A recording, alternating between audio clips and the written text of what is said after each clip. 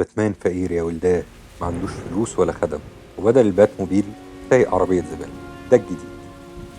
أبسولوت باتمان أو أقصى باتمان أو باتمان الخالص، وهنا مش بمعنى باتمان خالص، باتمان جدا، ولكن إن كل حتة منه بتشر باتمان، الشكل الأمثل للباتمان. إيه قصته؟ ليه الاهتمام بيه اللي رجع الكوميكس لأيام مجدها؟ أبسولوت باتمان جاي لنا من عالم جديد عملته دي سي كوميكس اسمه ابسولوت يونيفرس. ده ملوش تقاطع لحد دلوقتي مع العالم العادي اللي فيه الابطال اللي نعرفهم تاريخهم المعروف. ده عالم جديد هيفضل مستمر، حصل فيه اختلافات خلته عالم اقصى وابشع، وسببت ان تاريخ الابطال في العالم ده يبقى مختلف جذريا عن اللي احنا نعرفه، شبه تجربه مارفل مع التيمت يونيفرس اللي هنحكيها في مره. كل اللي هقوله في العدد الاول ومن المواد الدعائيه، ما فيش حرق بعد من كده. باتمان في العالم ده ابوه بس اللي اتقتل، وما اتقتلش عشان يتسرق، هو اتقتل في حادث ارهابي حصل في جنينه الحيوانات. ما نعرفش تفاصيل اكتر من كده، يمكن يبان في الاعداد الجايه في المستقبل. مامته لسه عايشه ربنا يخليها له، هو شغال مهندس مدني. طبعا المهندسين هيزيطوا، باتمان بقى مهندس، يعني احنا احتاجنا نطور من باتمان ونشتغل عليه عشان بس يوصل يبقى مهندس. طبيعه عمله خلته عارف البنيه التحتيه بتاعت جاثم، وبتخلي حركته اسهل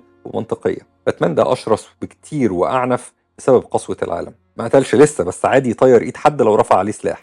والفريد لما بيظهر في الكوميك بنلاقي طبعا ان هو مش الخادم بتاع باتمان، ولكن قاتل محترف ومرتزقه. بيعجبه اداء باتمان وبيحاول يشتغل معاه، بس باتمان بيقلب الموتوسيكل بتاع الفريد. الظروف صعبه وانتوا فاهمين، محاربه الجريمه محتاجه مصاريف. هنلاقي اللي بيساعد باتمان في تحقيقاته اغلب الوقت هو هارفي دانت، اللي لسه ما بقاش تو فيس في العالم ده، وريدلر وبينجوين، وناس من اللي بنشوفهم اشرار في العالم الاساسي، لكن في العالم ده هم اتربوا سوا مع بروس وين، وما بيساعدوه بشكل غير مباشر كبروس وين. وما ما يعرفوش هوايته السريه في العداله الانتقاميه.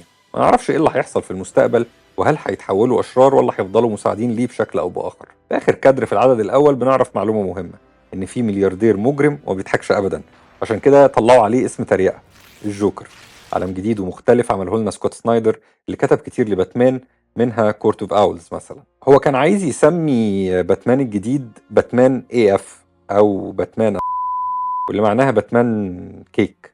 والله نفس المعنى، بس هم راحوا مع ابسولوت باتمان. ناس كتير اتبسطت من باتمان الجديد وانا منهم، وناس زعلت عشان في لعب في الثوابت. لكن المهم ان احنا نفتكر ان في حاجات كتير من اللي بنحبها في عالم باتمان كلها اختراعات حديثة نسبيا. اللي اخترعها وطلع بيها كان ممكن من الافلام والانيميشن، ولقيت طريقها للكوميك بعد كده. كمثال شخصية هارلي كوين اللي تقدمت اصلا في الانيميشن. تقدر تعيش انت في عالم ما فيهوش هارلي كوين؟ والقصة اللي نعرفها لمستر فريز وزوجته دي جاية من الانيميشن.